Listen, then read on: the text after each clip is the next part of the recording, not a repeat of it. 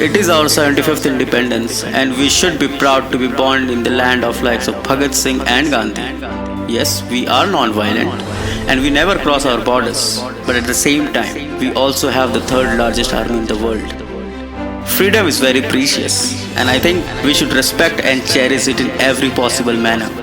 We should thank our all freedom fighters who gave their life and soul to see us breathe and live in an independent India, where we can choose and stay, and as well as work whatever we like, wherever we like.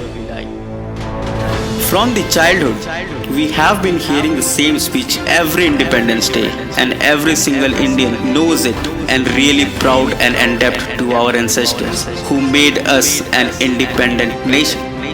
In the last 75 years, we have been developing in good pace, and now everyone knows what India is all about in terms of talents, advancement in science and technology, space programs.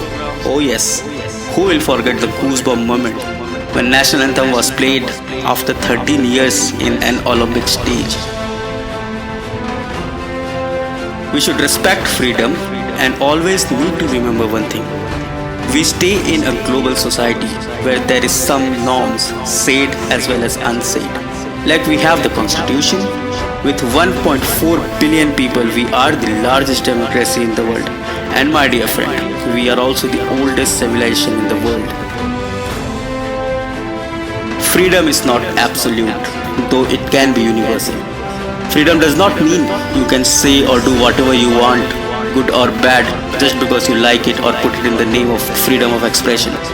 We should be very responsible and bring our all moral ethics.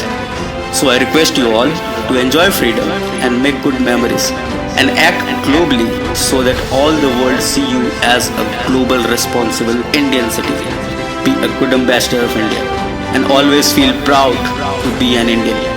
Let's forget and erase all this caste, community and stay together in peace and harmony. Jai Hind.